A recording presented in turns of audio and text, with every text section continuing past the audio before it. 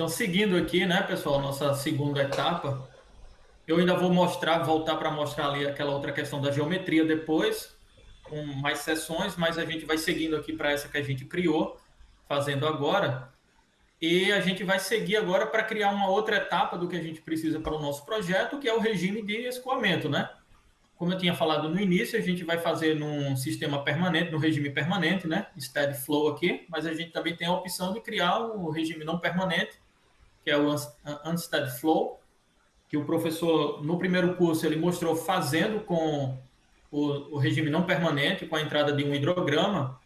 E a gente vem aqui, ó, nesses botões aqui, a gente tem aqui os sistemas de regimes aqui, né, de escoamento, o permanente, o quase permanente e o não permanente. Eu vou só abrir aqui rapidinho o não permanente só para mostrar. Então a gente automaticamente aqui ele já reconheceria quais são as minhas seções aqui de mais amontante e mais ajusante para colocar as nossas condições de contorno. E ele abre aqui uma quantidade aqui, ó, bem maior de quantidades de contorno aqui, ó, os boundary conditions, para nossa simulação em regime não permanente, né? Eu não vou explorar isso daqui, já foi explorado anteriormente. E a gente vai mostrar agora aqui essa outra opção, a primeira, que seria no regime permanente. Quando eu clico aqui e abro o meu regime permanente, ele é bem mais simples. Vou abrir aqui a minha tela para ficar melhor a visualização. Então, basicamente, ele reconhece aqui, como entrada aqui no modelo, a minha seção mais amontante. Por acaso, é a seção aqui onde eu tenho uma estação fluviométrica e onde foram definidos os meus dados de vazão para um tempo de retorno específico. Mas se eu tivesse ao longo desse trecho outras sessões, outros dados de vazão entrando ali, eu também posso adicionar. Eu posso vir aqui em adicionar um flow change location ou até múltiplos e escolher quantas sessões eu quero. Eu vou adicionar só um aqui para vocês verem. Deixa eu ver. Eu escolho aqui, ó, por exemplo, vamos dizer que eu tenho mais um dado de vazão entrando aqui nessa outra estação, nessa 3.412. Quando eu clico aqui em adicionar, ele também adicionou. E eu poderia colocar aqui os dados de vazão distinto, né? Tipo, vazões múltiplas entrando. Nesse meu caso aqui de simulação, eu só vou ter a vazão entrando aqui na minha primeira seção, na minha seção mais amontante, onde eu tenho uma estação fluviométrica. Então, eu vou deletar essa daqui. Eu posso vir aqui em opções, vou deletar aqui a linha aqui, né, da tabela, e ele voltou para a minha condição que eu tinha. O padrão do REC é essa, né, Denis? O padrão do REC Isso. é sempre a seção de montante, ele já coloca ali para você definir qual é a Ele vazão. sempre, ele sempre identifica a minha seção mais amontante, né? Vocês podem mudar se quisessem, ou se tivessem mais informações para outras seções também. Nesse caso, a gente tem exatamente na seção mais amontante, que é o que a gente vai usar aqui na aplicação. Outra coisa é a quantidade aqui de cenários, né? Que ele está aqui com esse PF1. Já já eu vou mudar essa informação também. Se eu quisesse ter diferentes simulações, por exemplo, simular para uma vazão de um tempo de retorno de 50 anos, de 100, de 200, de 20 anos, 25, eu poderia atribuir aqui mais informações, mais colunas. Então, eu posso mudar aqui, ó, onde tem esse 1, por exemplo, eu vou botar 3, eu vou dar um clique qualquer aqui, por exemplo, nessa informação, é só para ele atualizar. E agora ele já muda aqui, ó, o REC precisa que você dê um clique em algum canto e ele atualiza, e agora ele já abriu aqui, ó, mais 3 colunas. E aqui eu vou usar exatamente essas 3 agora, como exemplo aqui, e eu vou colocar vazões para diferentes condições. E aqui,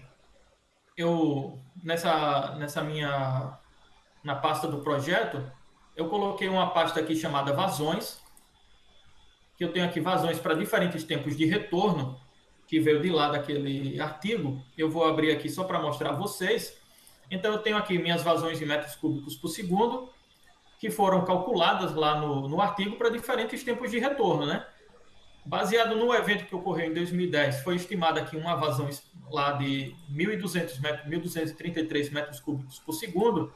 E para a série histórica da estação que eu tenho fluviométrica ali naquele ponto, as outras vazões também foram estimadas para tempos de retornos específicos. E a gente vê que o evento que ocorreu ali, ó, ele foi um evento de quase 200 anos, ou de 200 anos mais ou menos aproximado pelas estatísticas lá de cálculo de 200 anos de tempo de retorno. Então, para esse projeto aqui, eu vou usar uma vazão desse ano aqui, de 2010. Então, eu vou abrir aqui, ó, a minha janela e vou colocar aqui essa primeira vazão, que foi de 1233. Eu vou pegar... Eu não consigo dar um Ctrl+C, Ctrl+V em todas, eu acho. Eu só consigo ir Tá. colocando uma por uma. Mas vou pegar aqui também a de 50. Eu não sei se dá. Vou testar aqui. Vou dar aqui um Faz um Ctrl+C na de Ctrl V 50. nas colunas, né? Em Deixa uma eu ver se coluna. ele pega aqui as duas. Tá, ele dá, ó. Se eu Ele tivesse pega. pego, ele pega. Legal. Como elas estão juntas ali, ele pega. Então, eu tenho aqui, ó, a minha vazão para o evento de 2010, uma vazão para um tempo de retorno de 50 anos e uma de 100 anos. Eu podia ter usado outras para agora, para esse exemplo aqui, eu estou usando essas três vazões para a gente mostrar ali a diferença nos cenários, tanto de nível quanto do mapa de inundação. Vou fechar É, isso aqui. o REC ele chama aí de cenário, de profiles, né? No caso aí pra Isso, gente são os cenários. Então isso. o Denis está colocando vários cenários aí com diferentes vazões de Mas eu montante. posso mudar esses nomes também para facilitar, né, Isso, a nossa visualização. Então, eu posso vir exato. aqui em opções. Eu posso editar aqui, ó, Edit Profile Names, né, que são esses PFs aí, Profile Names. E para cada um aqui, ó, eu posso Colocar botar o nome que eu quero. um label, né? Por Um exemplo, aqui, rótulo. nesse primeiro, eu vou apagar aqui e vou botar evento 2010. Aqui, eu vou apagar, vou botar TR50, para a gente saber qual é o tempo de retorno que está associado a essa vazão. E esse outro, o TR100, como a gente viu ali na tabela. Vou dar um OK, e agora a gente já tem aqui, ó, no profile aqui, no name, no cenário, os nomes que são mais, assim, mais familiares para a gente, para identificar mais fácil ali, né? A minha vazão de TR de 100 anos, de 50, e o evento lá de 2010, só para fins de comparação. Daí, a última etapa que a gente vai criar aqui, dentro dessa parte da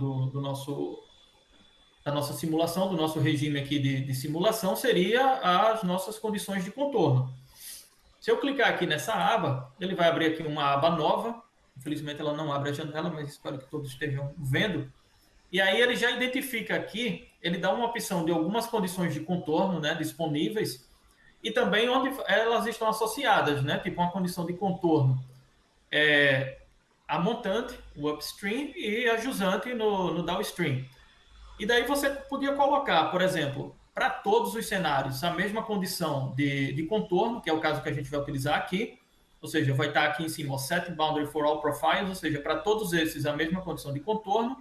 Ou se eu tivesse condições de contornos diferentes, eu poderia colocar aqui, ó, se eu clicar esse outro ponto aqui, então para cada um eu ia definir uma condição de montante e de jusante para cada cenário. Nesse caso aqui eu vou colocar só admitindo a mesma condição de contorno para todos os meus cenários. E as opções de condição de contorno que a gente tem são essas quatro aqui no regime permanente. A gente tem aqui, se a gente conhecesse esse WS é o Water Surface, né? A superfície da água. Se eu der um clique nele, ó, ele vai pedir aqui, ó, por exemplo, em metros, se eu soubesse o nível da água que atingiu para cada vazão dessa, eu poderia colocar aqui essa informação, ou seja, associado, né, a essa vazão um nível de água específico, observado pela estação ou estimado lá nesse evento. Eu posso colocar... Poderia até obter da curva cota e volume, né? Da curva cota-volume também, estimar, né, interpolar e tirar ali o valor Cota-vazão, da desculpa. curva-chave, né? Da curva-chave. Eu posso colocar aqui uma condição que seria a profundidade crítica. Se eu colocar profundidade crítica, o modelo ele vai calcular a profundidade crítica sozinho. Eu não preciso atribuir valor nenhum para ele. Eu tenho uma condição aqui que é a profundidade normal. E aí a gente pode usar, por exemplo, a declividade do trecho que a gente está simulando, né? Seria o slope, né? Se eu clicar aqui em cima dele, por exemplo, ele vai dar aqui essa informação, né? Ele entra aqui, no caso no upstream, que era o que estava selecionado na seção de montante, qual seria a declividade do trecho, né?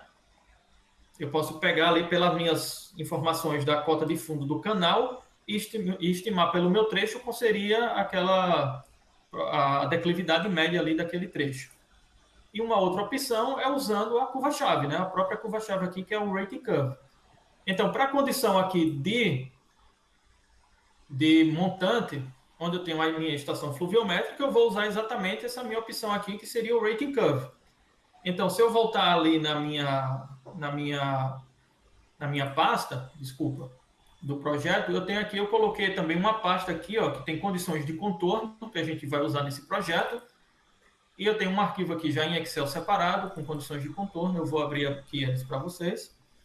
E para minha condição de montante, eu vou utilizar uma relação de cota vazão, a curva-chave.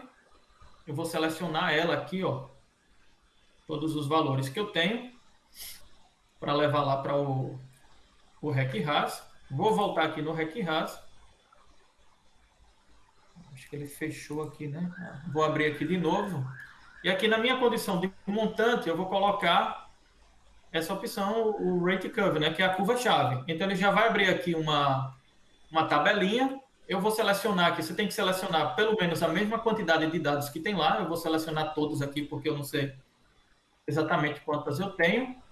E você vai ver que ele já copiou para cá todas as minhas relações que eu tenho ali daquela curva-chave de informação de cota vazão. Então, ele mostra aqui em cima, né? O stage e aqui o flow. Vou dar um OK. Já está definido aqui. As tuas vazões precisam ficar nesse intervalo aí da curva-chave, né? Também, né? Você tem uns limites inferior e superior da curva-chave de vazão, e as tuas vazões aí definidas nos cenários tem que estar dentro aí dos limites da curva-chave. Exatamente. Eu estou usando essa minha curva-chave porque o meu intervalo de vazões ali, ele abrange essas vazões que eu tenho. Para a minha condição de jusante, seria aquela minha última seção, eu vou colocar aqui a minha... usar como condição de contorno a declividade ali normal do trecho, né? A profundidade normal. Então, quando eu clico aqui, ele vai abrir aqui essa opção para digitar o valor. O valor ele está disponível aqui também no Excel. Eu vou copiar ele aqui, só para não pegar a informação errada. Então, vou dar aqui um Ctrl+C. Vou voltar aqui para o RecRas. Aqui na condição de jusante, vou clicar em Normal Depth e vou copiar aquela informação que veio dali da minha tabela, que já está estabelecida ali que a gente já tirou daquele artigo lá, e já está aqui essa informação, né? Mas ela é a declividade média do trecho. Então, ele já atribuiu aqui o valor da minha declividade, da profundidade normal, com uma condição de jusante, e o valor ali que eu copiei. Então, eu vou dar um OK. Já defini aqui as minhas condições de contorno para essa simulação que a gente vai fazer. E aí, a última etapa seria salvar. A gente vai salvar aqui, ó, Save Flow Data. Vou botar aqui o mesmo nome. Quando você está salvando aqui, tem uma pergunta, está relacionado também o LG está perguntando aqui, esse espaçamento entre as sessões tem relação com a convergência da solução numérica? Sim, na verdade, até se você tiver poucas sessões, ele pode, envolvendo, né, tipo a velocidade que você está usando, o número de money, ele não converger, né, ele dá falha ali, não rodar o modelo, porque ele vai encontrar uma instabilidade numérica no transporte da informação de uma sessão para outra, né? Exatamente. Então, nesse caso aí, agora você só vai saber disso aí, LG, quando você fizer a simulação. Então, ele vai dar um erro, vai dar uma instabilidade numérica, e aí você vai precisar reforçar aí o número de sessões para pegar melhor esse gradiente hidráulico, né? Talvez, assim, para um caso de regime permanente, como a gente está usando vazões altas, talvez até menos, né, Roberto? Até menos. Teria muita água. Exatamente. Mas simulação não permanente. Não permanente pode acontecer, isso, principalmente para as vazões mais baixas. Isso. Tem outra questão aqui do Valber Mendes, essa declividade deve ser em graus ou em percentagem? Um valor percentagem, né? Metros por metro. Metros por metros, né? Isso, metros por metro. Comprimento dividido pela diferença das cotas da altura, então metro por metro. Isso.